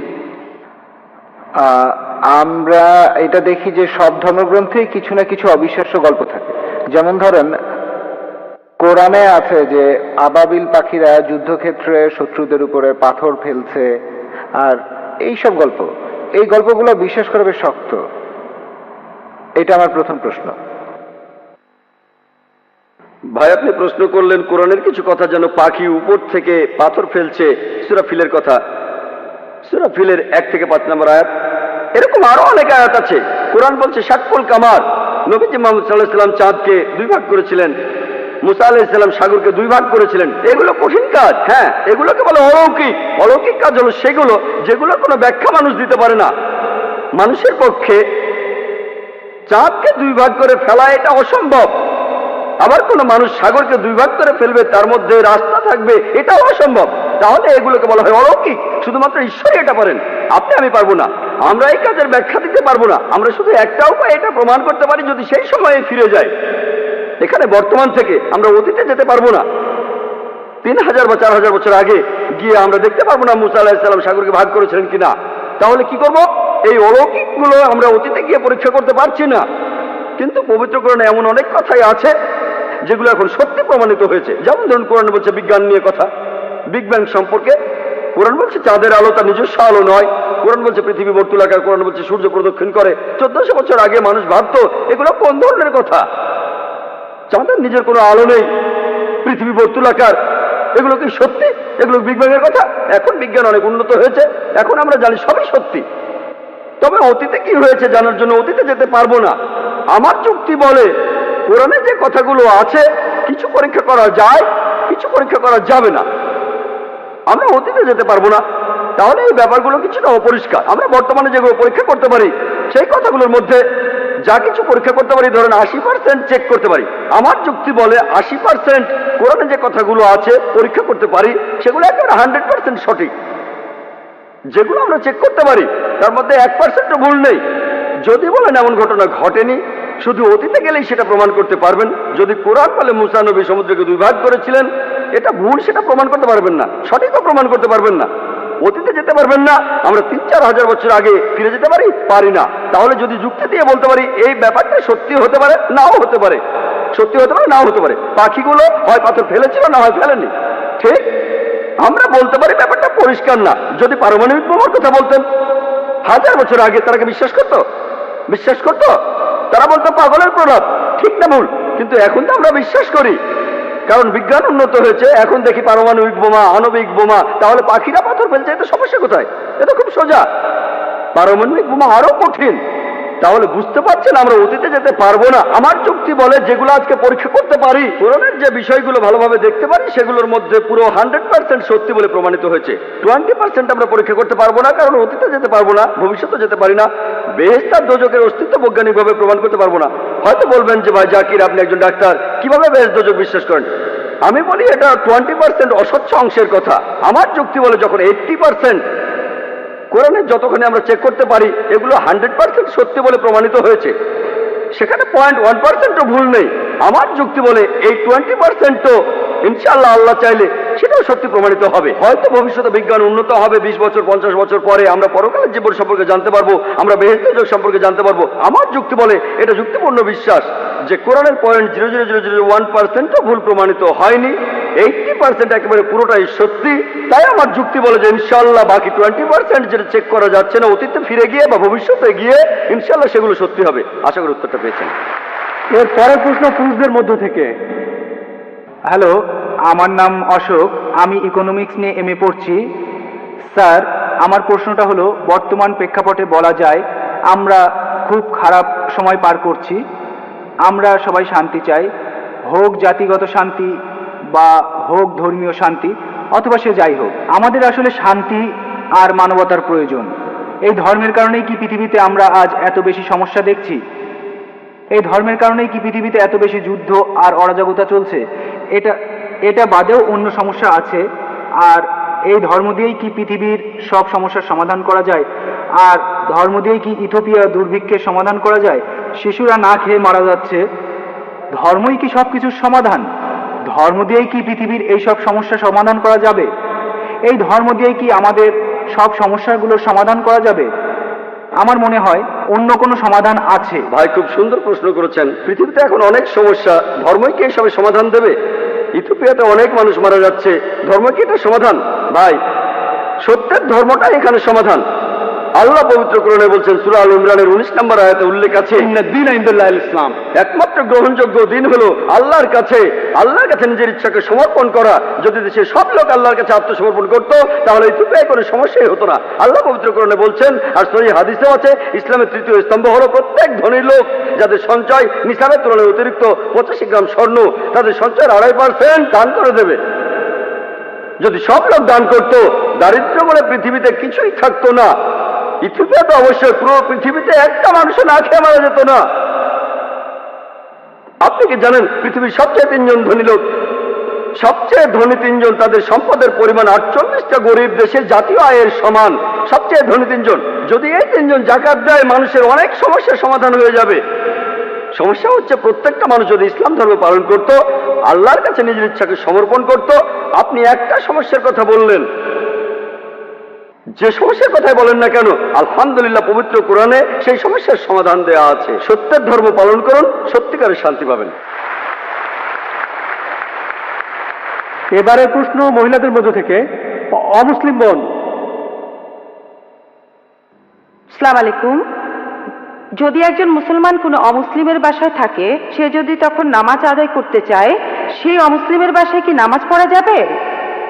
সেখানে নামাজ পড়ার নিয়মটা কি? আর মুসলমানরা মন্দির থেকে প্রসাদ নিতে পারবে কিনা সেটা বলবেন কি? বোন, আপনি দুটো প্রশ্ন করেছেন। প্রথমটা হলো, কোনো অমুসলিমের ঘরে একজন মুসলিম নামাজ পড়তে পারবে কিনা। যদি সেই ঘরে কোনো সমস্যা না থাকে, যদি আপনার সামনে কোনো মূর্তি না থাকে, যদি আপনার নামাজ পড়ার জায়গাটা পরিষ্কার থাকে, আপনি তাহলে নামাজ পড়তে পারেন। আমাদের প্রিয় নবী মুহাম্মদ সাল্লাল্লাহু আলাইহি ওয়াসাল্লাম বলেছেন, এটা আছে সহিহ বুখারীতে প্রথম খণ্ড বুক অফ সালাত, যে পুরো পৃথিবী একটা মসজিদ বিশ্বাসীদের জন্য।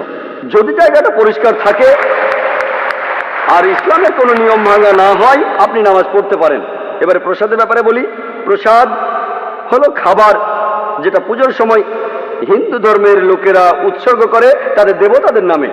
আল্লাহ পবিত্র কোরআনে সব মিলিয়ে 4টা আয়াতে বলেছেন। সূরা বাকারার 173 নম্বর আয়াতে আছে, সূরা মাইদার 3 নম্বর আয়াতে উল্লেখ আছে, সূরা আনামের 145 নম্বর আয়াতে আছে, আর সূরা নাহলের 115 নম্বর আয়াতে উল্লেখ আছে, হুররিমাত আলাইকুমুল মাইতাতু ওয়াদ-দামু ওয়া লাহমুল খিনজির ওয়া মা উহিল্লা লিগাইরিল্লাহ বি। তোমাদের জন্য যে খাদ্যগুলো হারাম, মৃত জন্তু, রক্ত, শূকরের মাংস এবং যেটা জবাই করার সময় আল্লাহ ছাড়া অন্য কারো নাম নেওয়া হয়। তাহলে প্রসাদ খাওয়াটা হারাম, প্রসাদ খাওয়ার অনুমতি নেই ইসলামে। তবে অনেক মুসলমান আছেন যারা কষ্ট দিতে চান না, তাদের অমুসলিম বন্ধুদের কষ্ট দিতে চান না তাই তারা কি করেন, কিছু মুসলমান বিসমিল্লাহ বলে খেয়ে ফেলেন। পরের দিন বিসমিল্লাহ বলে মদ খাবেন, বিসমিল্লাহ বলে শুকর খাবেন। যে খাবারে আল্লাহ ছাড়া অন্য দেবতার নাম নেওয়া হয়েছে সেটা ইসলামে হারাম। এখানে আপনি কি করবেন, আমার ভিডিও ক্যাসেট দেখতে পারেন, দাওয়া অর ডিস্ট্রাকশন। সেখানে দেখবেন কিভাবে অমুসলিমদের বোঝাবেন প্রসাদ খাওয়ার ব্যাপারে, আর কিভাবে তাদের ধর্মগ্রন্থ দিয়েই তাদেরকে বোঝাতে পারবেন। আশা করি উত্তরটা পেয়েছেন।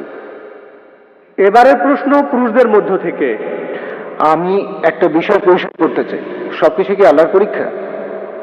সবকিছুই কি আল্লাহর পরীক্ষা? ভাই আপনি প্রশ্ন করেছেন সবকিছু আল্লাহর পরীক্ষা কিনা। আমাদের জীবনটাই পরীক্ষা। মাঝে মধ্যে আমরা নিজেরাই নিজেদের জন্য সমস্যা তৈরি করি, আমরা নিজেরাই নিজেদের সমস্যা তৈরি করি। এই জীবনটা আসলে পরকালের জন্য একটা পরীক্ষা। তাহলে তো ব্যাপারটা দাঁড়াচ্ছে কেউ বেহেশতে যেতে পারবে না, কারণ মানুষ মাত্রই ভুল করে। ভাই আপনি বললেন যে কেউ তাহলে বেহেশতে যেতে পারবে না, কারণ মানুষ মাত্র ভুল করে। আমি একমত, মানুষ ভুল করে, প্রত্যেক মানুষই ভুল করে। আর এজন্যই নবীজি বলেছেন আল্লাহ সুবহানাহু ওয়া তাআলার করুণা আর দয়া ছাড়া কোনো লোক বেহেশতে যেতে পারবে না। আমার লেকচারে সে কথা বলেছি যে আমরা মানুষরা ভুল করি, কিন্তু আল্লাহ সেটা মাফ করে দিচ্ছেন। তিনি গাফুর, তিনি রহিম, তিনি করুণাময়, তিনি পরোপকারী, তিনি এই লোকদের মাফ করে দেন। তবে তিনি কিছু নিয়ম কানুন মেনে চলেন। আর আল্লাহ তিনি এমন কিছু বলেন না যে তুমি দেখতে ভালো তাই মাফ করে দিলাম, তুমি দেখতে খারাপ তাই মাফ করলাম না। আল্লাহ মানুষের জন্য আইন কানুনগুলো বলেছেন কোরআনে। তাই শুধু আল্লাহর করুণা পেলেই আপনি বেহেশতে যেতে পারবেন। যদি আল্লাহ আপনার সমস্যাগুলো খুঁটিয়ে খুঁটিয়ে ধরেন আর পয়েন্ট বিয়োগ করেন, সেই সাথে সবগুলো ভালো কাজের পয়েন্ট যোগ করেন, তাহলে কোনো মানুষ বেহেশতে যেতে পারবে না, এমনকি নবীজিও না। নবীজি কথা বলেছেন, এটা নবীজির হাদিস। পবিত্র কোরআন বলছে আল্লাহ আপনার ভালো কাজগুলোকে 10 দিয়ে গুণ করবেন আর খারাপ কাজগুলোকে 1 দিয়ে। আর আল্লাহ এরকমই করুণাময়, তিনি মানুষকে ক্ষমা করে দেন। তবে একটা অন্যায় তিনি ক্ষমা করবেন না। পবিত্র কোরআনে সূরা নিসার 48 নম্বর আয়াতে উল্লেখ আছে এবং সূরা নিসার 116 নম্বর আয়াতে উল্লেখ আছে যে অন্যায়টা তিনি কখনোই ক্ষমা করবেন না, সেটা হলো শিরক, আল্লাহ ছাড়া অন্য কারো উপাসনা করা। অন্য কোনো অন্যায় হয়তো তিনি ক্ষমা করতে পারেন, আর আল্লাহকে ছাড়া অন্য কোনো দেবতার উপাসনা করা এটা হলো সবচেয়ে বড় অন্যায়। আশা করি উত্তরটা পেয়েছেন। আপনি কি আরো কিছু বলতে চান ভাই? হ্যাঁ, এখন ধরি একজন লোক, সে তার সব কাজ ভালোভাবে করলো, কিন্তু সেই লোক তার 3 জন স্ত্রীকে সমানভাবে দেখলো না। সেই লোক কি তখন বেহেশতে যাবে? ভাই আপনি প্রশ্ন করলেন যে যদি, আমি আপনার প্রশ্নটা বুঝেছি, যদি কোনো লোকের 3 জন স্ত্রী থাকে আর সে সমান বিচার করতে না পারে, সে কি বেহেশতে যাবে? হ্যাঁ যাবে। কেন যেতে পারবে না? কারণ আমাদের পক্ষে পুরোপুরি নিষ্পাপ পাওয়াটা খুবই কঠিন। আপনিই তো বললেন সব মানুষই ভুল করে, অনেক মানুষই ভুল করে। আপনার মনেও কোনো খারাপ চিন্তা আসতে পারে, এটাও তো ভুল। তাই আপনি যদি ভুল করেন সেজন্য ক্ষমা চাইবেন। যে লোক তার স্ত্রীদের সঙ্গে সুবিচার করতে পারে না, সে যদি ক্ষমা প্রার্থনা করে আল্লাহ ক্ষমা করতে পারেন, তাকে বেহেশতে নিতে পারেন। হতে পারে সে অনেক ভালো কাজ করেছে, তাই আল্লাহ তাকে ক্ষমা করতে পারেন। এই সব নির্ভর করছে আল্লাহ সুবহানাহু ওয়া তাআলার উপর। তিনি বিচার করবেন। একজন লোক তার স্ত্রীদের প্রতি সমান বিচার করবে, তবে যদি করতে না পারে সে বেহেশতে যেতেও পারে, নাও যেতে পারে। তার পুরো জীবনের সবগুলো কাজ বিচার করে আল্লাহ সবকিছু ঠিক করবেন। সে বেহেশতে যেতেও পারে, নাও যেতে পারে। সে ক্ষমা প্রার্থনা করলে আল্লাহ তাকে ক্ষমা করতে পারেন। আশা করি উত্তরটা পেয়েছেন। হ্যাঁ ভাই, আপনি? স্যার, ইসলাম ধর্মে বিনোদনের কোন কোন বিষয়গুলোকে অনুমতি দেওয়া হয়েছে? মিউজিক সম্পর্কে ইসলাম কি বলে? আর সুফিজম সম্পর্কে কি কিছু বলবেন? এটা কি ইসলামের কাঠামোর মধ্যে পড়ে নাকি পড়ে না? ভাই আপনি হালাল বিনোদনের কথা বলছেন। বিনোদনটা আসলে আপনার দৃষ্টিভঙ্গির উপর। আপনার জন্য যেটা বিনোদন আমার জন্য নাও হতে পারে। যেমন এই অনুষ্ঠানের লোকজন বিনোদন পাচ্ছে, অনেক কিছু তারা শিখতে পারছে, এটা হালাল। তাহলে হালাল বিনোদন হলো সেই বিনোদন যেটা কোরআন আর সুন্নাহর বিপক্ষে যাবে না। কোরআন আর সহিহ হাদিসে যেগুলোকে হারাম বলা হয়েছে সেগুলো মেনে চললে বাকি সব বিনোদনই হালাল। মিউজিক সম্পর্কে নবী মুহাম্মদ সাল্লাল্লাহু আলাইহি ওয়াসাল্লামের একটা হাদিস বলছে যে ডাব বাজানো ছাড়া অন্য মিউজিক নিষিদ্ধ, শুধুমাত্র ডাব, একপাশে খোলা ড্রাম, এটা বাদে অন্য মিউজিকের অনুমতি নেই। কারণ এই মিউজিক আপনাকে আল্লাহর পথ থেকে দূরে নিয়ে যাবে। যেহেতু এটা আপনাকে আল্লাহর পথ থেকে দূরে নিয়ে যাবে, তাই এটা নিষিদ্ধ। আপনার তৃতীয় প্রশ্ন ছিল ইসলাম ধর্মে সুফিজম। সুফি একটা আরবি শব্দ যেটা এসেছে সুফ থেকে। এই মতবাদটাও আসলে পথভ্রষ্ট। আগের উত্তরগুলো তো আমি বলেছি, আমাদের কোরআন এবং সুন্নাহ মানা উচিত। তাই আপনি যদি এমন কিছু মানেন যেটা কোরআন এবং সুন্নাহয় উল্লেখ করা নাই, সেটা আসলে পথভ্রষ্ট। এর বেশিরভাগই পথভ্রষ্ট।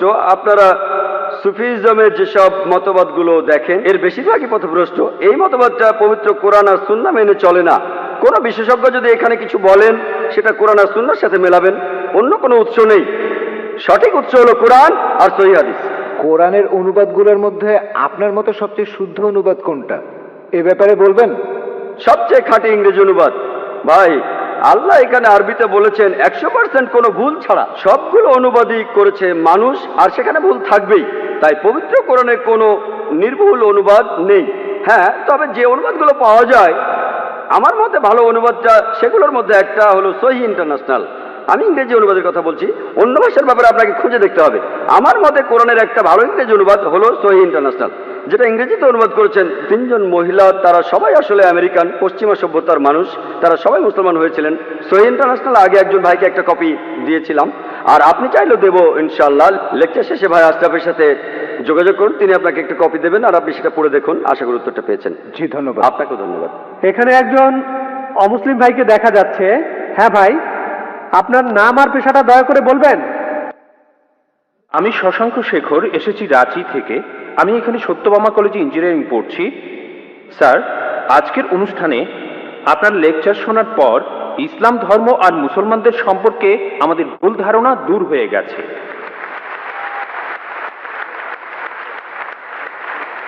স্যার, আমি জম্মু আর কাশ্মীরে গিয়েছি, সেখানকার ভীতিকর অবস্থা দেখেছি। মানুষ সেখানে কষ্টে আছে মুসলমানদের সেই তথাকথিত জিহাদের কারণে।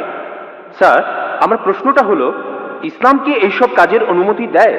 যদি না দেয়, তাহলে এই জিহাদ শব্দটার অর্থ আসলে কি? কারণ পবিত্র কোরআনেই সূরা আরাফের 56 নম্বর আয়াতে বলা হয়েছে, তোমরা বিপর্যয় ঘটিও না। অথবা সূরা শুরার 40 নম্বর আয়াতে বলা হয়েছে যে প্রতিশোধ নেয়ার চাইতে ক্ষমা করা উত্তম। অথবা সূরা মাইদার 32 নম্বর আয়াতে বলা হয়েছে যে যদি কেউ কাউকে হত্যা করে, সে মানব জাতিকেই হত্যা করলো। স্যার, একই বিষয় নিয়ে আমার আরো প্রশ্ন আছে। সেটা হলো, ইসলাম ধর্মে কোন জিনিসটাকে আমরা বেশি গুরুত্ব দেব, ধর্ম বা মাযহাব, নাকি আমাদের দেশ, মাদারল্যান্ড, মাতৃভূমি বা কওম? অনেক ধন্যবাদ। ভাই, আপনি খুব সুন্দর একটা প্রশ্ন করেছেন। প্রথম প্রশ্নটা হচ্ছে ইসলাম ধর্মে জিহাদ নিয়ে প্রশ্ন করলেন যে কেন মানুষ যুদ্ধ করছে, কাশ্মীরে যা হচ্ছে জিহাদ, এটাকে ইসলাম কি অনুমতি দেয়? জিহাদ শব্দের অর্থ কি? এটা কি কোরআনে সূরা মাইদার 32 নম্বর আয়াতের বিরুদ্ধে যায় না? ভাই, এই জিহাদ সম্পর্কে বলি, এই ব্যাপারে ভুল ধারণা শুধু অমুসলিমদের মধ্যে নেই, মুসলমানদের মধ্যেও রয়েছে। বেশিরভাগ মানুষই এমনটা ভাবে যে কোনো মুসলিম যদি কোনো যুদ্ধ করে, যে কোনো যুদ্ধ হতে পারে নিজের সুবিধার জন্য, হতে পারে পলিটিক্সের জন্য, হোক সেটা ভাষার জন্য, হোক বর্ণের জন্য, সেটাই হলো জিহাদ। মুসলমানদের যুদ্ধ করাটাকে জিহাদ বলা হয় না। জিহাদ শব্দটা এসেছে আরবি শব্দ জাহাদা থেকে, তার মানে চেষ্টা করা, তার মানে পরিশ্রম করা। জিহাদ মানে সংগ্রাম, কোনো কিছুর জন্য চেষ্টা বা পরিশ্রম করা। ইসলামিক অভিধান অনুযায়ী জিহাদ অর্থ কারো অসৎ প্রবৃত্তির বিরুদ্ধে সর্বশক্তি দিয়ে লড়াই করা। এছাড়াও জিহাদ মানে সমাজের উন্নতির জন্য চেষ্টা করা। এছাড়াও জিহাদ শব্দটা যে যুদ্ধক্ষেত্রে আত্মরক্ষাকেও বোঝানো হয়ে থাকে। জিহাদের অর্থ অন্যায় অত্যাচারের বিরুদ্ধে লড়াই করা। জিহাদের মূল অর্থ চেষ্টা বা পরিশ্রম করা। অনেক মানুষের ভুল ধারণা আছে যে জিহাদ মানে পবিত্র যুদ্ধ। তারা জিহাদের অনুবাদ করে পবিত্র যুদ্ধ। পবিত্র যুদ্ধ বলে যে আরবি শব্দটা আছে সেটা হারবুম মুকাদ্দাসা।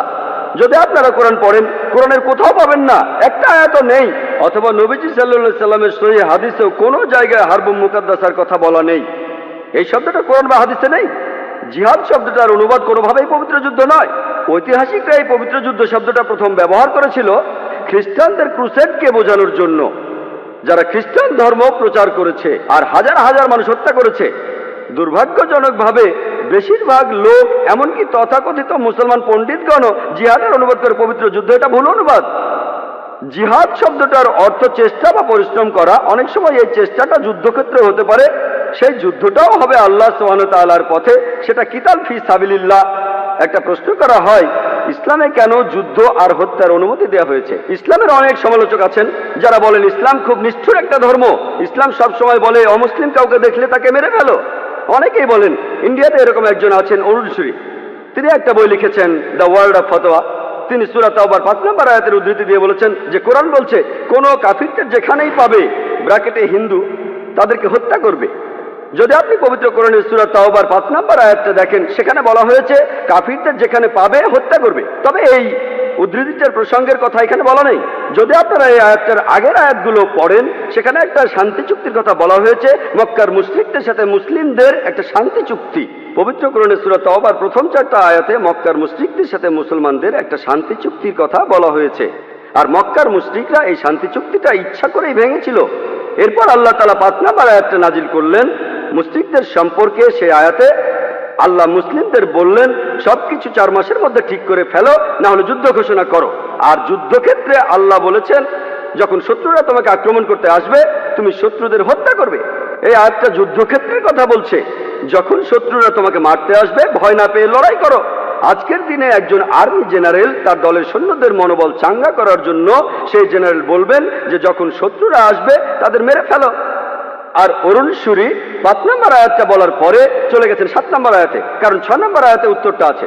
পবিত্র কোরআনের সূরা তাওবার 6 নম্বর আয়াতে উল্লেখ করা হয়েছে, যদি কোনো কাফির তোমার কাছে আশ্রয় প্রার্থনা করে, যদি তারা শান্তি চায়, তাহলে তোমরা তাদের নিরাপদ স্থানে পৌঁছে দেবে। শত্রু যদি আশ্রয় প্রার্থনা করে, তাদের নিরাপদ স্থানে পৌঁছে দাও। আজকের দিনের সবচেয়ে ভালো আর্মি জেনারেল খুব বেশি হলে তার সৈন্যদের বলবেন যে শত্রুদের চলে যেতে দাও। এখানে আল্লাহ বলছেন তাদের শুধু ছেড়ে দিও না, তাদের কোনো নিরাপদ স্থানে পৌঁছে দাও।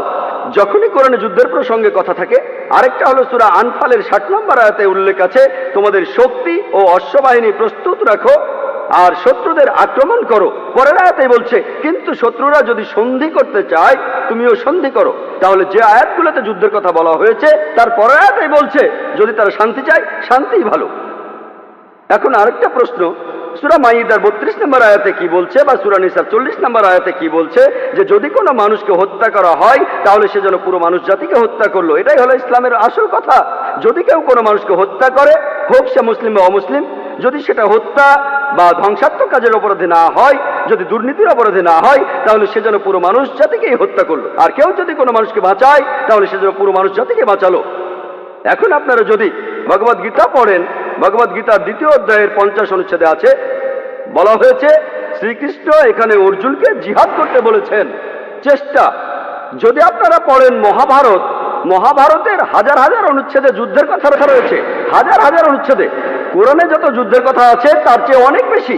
মহাভারত একটা ধর্মগ্রন্থ, আপনারা হয়তো জানেন। এখানে রাজ্য নিয়ে একটা যুদ্ধের গল্প রয়েছে পাণ্ডব আর কৌরবদের মধ্যে। পাণ্ডবদের 5 ভাই আর কৌরবরা 100 ভাই, যুদ্ধ। আর ভগবদ গীতা হলো মহাভারতের অংশ। 18টা অধ্যায় কৃষ্ণের কথা। প্রভু তিনি উপদেশ দিচ্ছেন অর্জুনকে। অর্জুন বলছে, এটা আছে ভগবদ গীতার 1 নম্বর অধ্যায় 42 থেকে 46 অনুচ্ছেদে, আমি আমার আত্মীয়দের সাথে যুদ্ধ না করে নিরস্ত্র অবস্থায় এই যুদ্ধক্ষেত্রে মরে যাব। কিভাবে জ্ঞাতি ভাইদের সাথে যুদ্ধ করব? কৌরবরা আমার জ্ঞাতি ভাই, যুদ্ধ না করে আমি বরং যুদ্ধক্ষেত্রে নিরস্ত্র অবস্থায় মরে যাব। ঠিক তখনই শ্রীকৃষ্ণ জানেন তিনি কি বলেছিলেন? 2য় অধ্যায় 2 আর 3 অনুচ্ছেদে আছে, তোমার মনে এমন অশুদ্ধ চিন্তা এলো কিভাবে? এটা একটা পাপ। তুমি এতটা দুর্বল হলে কিভাবে? তোমার হৃদয় দুর্বল হলো কিভাবে? শ্রীকৃষ্ণ নিজেই বলেছেন যে অর্জুনের চিন্তাটা ঠিক নয়, এটা অশুদ্ধ চিন্তা, এটা একটা পাপ। এটা করলে তুমি স্বর্গে যেতে পারবে না, তুমি বেহেশতে যেতে পারবে না। এরপরে ভগবদ গীতার 2য় অধ্যায়ের 31 থেকে 33 অনুচ্ছেদে আছে, শ্রীকৃষ্ণ তিনি বলেছেন, তিনি অর্জুনকে বলেছেন যে ক্ষত্রিয়দের দায়িত্ব হলো যুদ্ধ করা। যদি যুদ্ধ না করো তাহলে স্বর্গে যেতে পারবে না, আর যুদ্ধ না করলে তুমি একটা পাপ করবে। যদি ভালো করে দেখেন ভগবদ গীতায় শ্রীকৃষ্ণ বলছেন যে তোমাকে যুদ্ধ করতে হবে। চিন্তা করেন, আমি যদি ভগবদ গীতার এই উদ্ধৃতি দিয়ে বলি যে শ্রীকৃষ্ণ বলছেন অর্জুনকে তোমার আত্মীয় স্বজনদের যুদ্ধ করে হত্যা করতে হবে, কোনো প্রসঙ্গ ছাড়া উদ্ধৃতি দিলে সেটা হবে শয়তানি। আর প্রসঙ্গটা বললে শ্রীকৃষ্ণ অর্জুনকে বলছেন যদি তোমাকে লড়তে হয় মিথ্যার বিরুদ্ধে, সত্যের জন্য, তুমি যে কারো বিরুদ্ধে যুদ্ধ করো, এমনকি সে যদি আত্মীয় হয়। প্রসঙ্গটা বললে অনুচ্ছেদটা যুক্তি আছে। যখন ন্যায় বিচারের জন্য যুদ্ধ করছেন, যদি সেটা আত্মীয় স্বজনের বিরুদ্ধে যায় তাতে কোনো সমস্যা নেই। ভগবদ গীতা আর মহাভারতে এই কথাটাই বলা হয়েছে, সত্যের পক্ষে আর মিথ্যার বিরুদ্ধে যুদ্ধ। যখনই আমি কোনো হিন্দুকে মহাভারত আর গীতার কথা বলবো, সে তো এটা জানে। সে বলবে না, মহাভারত আর গীতায় সত্যের সাথে মিথ্যার যুদ্ধের কথা বলা হয়েছে। আর ঠিক এরকম কথাই আছে পবিত্র কোরআনে। তাহলে মহাভারত আর গীতার উদ্ধৃতিগুলো শুনলে আপনি কোরআনকেও বুঝতে পারবেন। এছাড়াও অনেক লোক বলে ও কোরআনে জিহাদের কথা বলছে, আপনি জিহাদ করতে গিয়ে মারা গেলে বেহেশতে যাবেন। অনেকে আছেন, তাদের একজন অরুণ সুরি বলছেন, তিনি সহিহ বুখারী থেকে হাদিসের উদ্ধৃতিও দিয়েছেন। 4 নম্বর খণ্ড বুক অব জিহাদ 2 নম্বর অধ্যায়ের 46 নম্বর হাদিস বলা হয়েছে, একজন মুজাহিদ হলো সেই লোক যে আল্লাহ সুবহানাহু ওয়া তাআলার পথে চেষ্টা করে, আর আল্লাহ নিজেই জানেন কে চেষ্টা করছে। এরপরে নবীজি বলেছেন যদি কোনো মুজাহিদ যুদ্ধক্ষেত্রে মারা যায় সে জান্নাতে যাবে, সে পরকালে বেহেশতে যাবে। কিন্তু যদি সে ফিরে আসে, মারা না যায়, সে ফিরে আসবে গনিমতের মাল নিয়ে। এই হাদিসটা আর কোরআনের বিভিন্ন আয়াতের কথা বলছেন ইসলামের সমালোচকরা। আমি ভাবি হিন্দু সমালোচকরা এই উদ্ধৃতিটা দেয় কিভাবে? তারা কি ভগবদ গীতা পড়েনি? তারা কি মহাভারত পড়েনি? এমনকি শ্রীকৃষ্ণ তিনি ভগবদ গীতায় বলেছেন 2য় অধ্যায়ের 37 অনুচ্ছেদে আছে, হে অর্জুন, হে কুন্তির পুত্র, যুদ্ধের প্রস্তুতি নাও। যদি যুদ্ধে মারাও যাও কোনো সমস্যা নেই, তুমি স্বর্গে চলে যাবে। আর যদি তুমি জয়লাভ করে ফিরে আসো তাহলে তুমি এই পৃথিবীর ধন সম্পদগুলো পাবে। হাদিসে একই কথা আছে। তাহলে কৃষ্ণ যখন অর্জুনকে বলছে যুদ্ধ করো, সমস্যা নেই, যদি মারা যাও স্বর্গে চলে যাবে, যদি যুদ্ধে জিতে ফিরে আসো তুমি অনেক ধন সম্পদ পাবে। সহিহ বুখারীও একই কথা বলছে, কোরআনেও একই কথা আছে। তাহলে ধর্মগ্রন্থগুলো পড়লে আমরা একে অন্যকে ভালোভাবে বুঝতে পারবো। তাহলে ইসলামে যুদ্ধের অনুমতি আছে শেষ উপায় হিসেবে, আত্মরক্ষার জন্য, আর অত্যাচারের বিরুদ্ধে, না হলে নয়। আর জিহাদ অর্থ চেষ্টা বা পরিশ্রম করা। এবার আমরা দ্বিতীয় প্রশ্নে আসি, কোনটা বেশি ইম্পর্ট্যান্ট? এখানে বেশি ইম্পর্ট্যান্ট কি দেশের আইন কানুন মেনে চলা, নাকি মাযহাব বা দ্বীনকে মানা? যেন আমাকে প্রশ্ন করছেন আমার উপর কার দাবি আগে, আমার বাবার দাবি আগে না মায়ের দাবি আগে? ভাই, দেশের আইন আর ধর্মের আইন মানার ব্যাপারে একটা কথা বলি, আল্লাহকে মানার ব্যাপারে বলি। মহান ঈশ্বর আমাদের সৃষ্টিকর্তা, তিনি আমাদের চাইতে অনেক উপরে। ঈশ্বরের আইন মেনে চলাটা আমাদের কাছে সবচেয়ে ইম্পর্টেন্ট, অন্য যে কোনো আইনের চাইতে। সে আইনটা যেই লিখুক না কেন, তবে আমি একজন ইন্ডিয়ান, আমি জানি যে ইন্ডিয়ার সংবিধানে এমন কোনো আইন নেই যেটা ইন্ডিয়ার কোনো মুসলমানকে তার ধর্ম পালন করতে বাধা দেয়, কোনো বাধা নেই। সত্যি বলতে ইন্ডিয়া এমন একটি দেশ যার সংবিধানে লেখা আছে যে ইন্ডিয়ার নাগরিক, তাদের জন্য এটা জন্মগত অধিকার যে তারা তাদের ধর্ম পালন করতে পারবে। আমিও সে কাজই করছি। ইন্ডিয়ায় এমন একটা আইনও নেই যেটা আমাকে আমার ফরজ পালনে বাধা দেয় আর আমাকে দিয়ে হারাম কাজ করাতে বাধ্য করে, এমন কোনো আইন নেই। আমি 5 ওয়াক্ত নামাজ পড়তে চাইলে পড়বো, না পড়তে চাইলে পড়বো না। ইন্ডিয়ার সংবিধানে এমন একটা আইনও নেই যেটা আমাকে ভালো মুসলিম হতে বাধা দেয়। আমি এখানে আমার কথা বলতে পারি, আমি একজন ভালো মুসলিম আলহামদুলিল্লাহ, আর একজন ভালো ইন্ডিয়ানও। আর সংজ্ঞা অনুযায়ী, ভৌগোলিক সংজ্ঞা অনুযায়ী একজন ইন্ডিয়ানকে ভৌগোলিকভাবে বলা হয় হিন্দু। হিন্দু যদি হয় ভৌগোলিক সংজ্ঞা, আমি ইন্ডিয়ার একজন হিন্দু এবং ইসলাম ধর্ম পালন করি।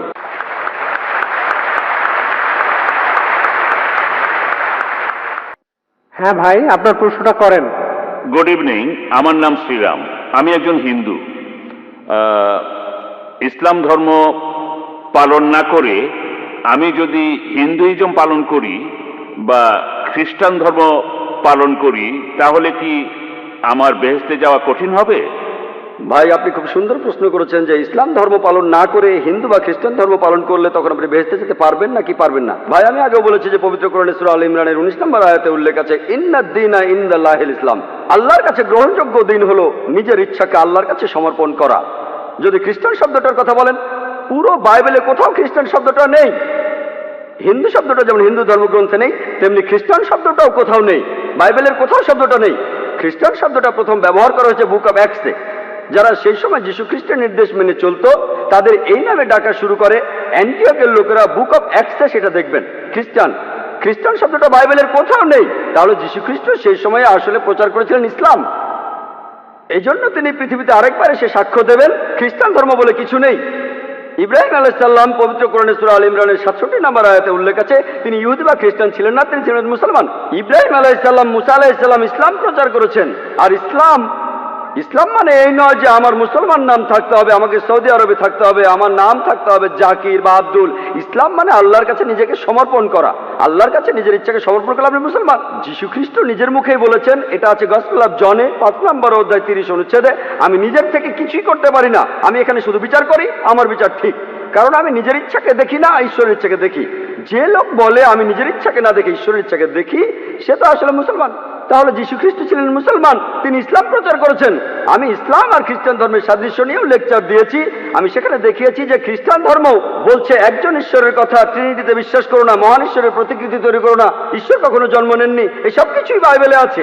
বাইবেল থেকে আমি দেখিয়েছি নামাজ পড়ার নিয়ম, বাইবেল থেকেই দেখিয়েছি জাকাতের কথা, হজের কথা, মদ খেতে নিষেধ করা, ভদ্রতা দেখানো, বাইবেলে আছে। তাহলে যীশু বা ঈসা আলাইহিস সালাম তিনি খ্রিস্টান ধর্মের প্রচার করতে আসেননি, তিনি ইসলাম প্রচার করতে এখানে এসেছিলেন। আর পুরো পৃথিবীর মানুষের জন্য সৃষ্টিকর্তা একজনই, তিনি আমাদের একটাই ধর্ম দিয়েছেন, অন্য ধর্ম দেননি। অন্যান্য সব ধর্মগ্রন্থকে আসলে মানুষ বিকৃত করে ফেলেছে। যেমন এই ভাই বললেন সুফিজম, এমনকি এটাও ইসলামের একটা পথভ্রষ্ট রূপ। ইসলাম ধর্ম পালনের জন্য কি মানতে হবে? পবিত্র কোরআন আর সহিহ হাদিস। আর প্রত্যেক নবী রাসূল প্রচার করেছেন শুধু ইসলাম। যদি ধর্মগ্রন্থগুলোর কথা দিয়ে যিশুকে অনুসরণ করেন, যিশু কখনোই বলেননি আমার উপাসনা করো, নিজেকে কখনো ঈশ্বর বলেননি। সত্যি বলতে গোটা বাইবেলে পরিষ্কারভাবে এমন কোনো কথা নেই যেখানে যীশু খ্রিস্ট নিজেকে ঈশ্বর বলে দাবি করেছেন অথবা উপাসনা করতে বলেছেন। কিন্তু খ্রিস্টানরা বলে বেহেশতে যেতে পারবেন না যদি বিশ্বাস না করেন যীশু আমাদের পাপের জন্য মারা গিয়েছেন, তিনি ছিলেন ঈশ্বর। গোটা বাইবেলে একেবারে পরিষ্কারভাবে একটা কথাও নেই যেখানে যীশু খ্রিস্ট নিজেকে ঈশ্বর বলে দাবি করেছেন অথবা উপাসনা করতে বলেছেন। যদি কোনো খ্রিস্টান বাইবেলে এমন একটা কথা দেখাতে পারেন যে যীশু খ্রিস্ট নিজের মুখে বলেছেন যে আমি ঈশ্বর, আমার উপাসনা করো, আমি আজকেই খ্রিস্টান ধর্ম গ্রহণ করব। আর যীশু খ্রিস্ট বাইবেলে বলেছেন, এটা আছে গসপেল অফ জনে 14 অধ্যায়ের 28 অনুচ্ছেদে যে আমার পিতা আমার চেয়ে বড়। গসপেল অফ জন 10 অধ্যায়ের 29 অনুচ্ছেদে আমার পিতা সবার চেয়ে বড়। গসপেল অফ ম্যাথিউ 12 অধ্যায়ের 28 অনুচ্ছেদে আমি ঈশ্বরের আত্মার সাহায্যে শয়তানকে তাড়িয়ে দিই। গসপেল অফ লুক 11 অধ্যায়ের 20 অনুচ্ছেদে আমি ঈশ্বরের আঙ্গুলের সাহায্যে শয়তানকে তাড়িয়ে দিই। গসপেল অফ জন 5 অধ্যায়ের 30 অনুচ্ছেদে আমি নিজের থেকে কিছুই করতে পারি না, আমি এখানে বিচার করি আর আমার বিচার সঠিক হয়, কারণ আমি আমার ইচ্ছাটাকে দেখি না, আমার পিতার ইচ্ছাকে দেখি। তিনি ঈশ্বরের কাছে নিজেকে সমর্পণ করেছেন অর্থাৎ মুসলমান। এটা আছে বুক অফ অ্যাক্টসে 2 নম্বর অধ্যায়ের 22 অনুচ্ছেদে যে হে ইসরায়েলবাসী, এই কথাটা শোনো, নাজারেথ শহরের যিশু যে ঈশ্বরের একজন প্রেরিত দূত, তোমাদের মধ্যে ঈশ্বর তাকে দিয়ে অনেক অলৌকিক কাজ করাবেন, তোমরাও সাক্ষী থাকবে। যে ঈশ্বরের একজন প্রেরিত দূত, তোমাদের মধ্যে ঈশ্বর তাকে দিয়ে অনেক অলৌকিক কাজ করাবেন, তোমরাও সাক্ষী থাকবে। আপনারা যদি বলেন খ্রিস্টান মানে যারা যীশু খ্রিস্টের নির্দেশগুলি পালন করে চলে, তাহলে আমি বলবো মুসলমানরা খ্রিস্টানদের চেয়ে অনেক বেশি খ্রিস্টান। বাইবেল বলছে শুকর মাংস খাবে না, বাইবেল বলছে মহিলারা তাদের মাথা ঢেকে রাখবে। এটা আছে 1 করিন্থিয়ান্সে 1 করিন্থিয়ান্স 11 অধ্যায়ের 5 থেকে 7 অনুচ্ছেদে যে মহিলা মাথা ঢেকে রাখবে না তার মাথা কামিয়ে ফেলা হবে। তাহলে ভাই, আল্লাহর সকল নবী রাসূলগণ শুধু ইসলামকে প্রচার করেছেন। ইসলাম মানে আল্লাহর কাছে নিজের ইচ্ছাকে সমর্পণ করা। যদি আল্লাহর কাছে নিজের ইচ্ছাকে সমর্পণ করতে পারেন বেহেশতে যাবেন, যদি না করতে পারেন যেতে পারবেন না। আশা করি উত্তরটা পেয়েছেন। এটাই আমাদের শেষ প্রশ্ন।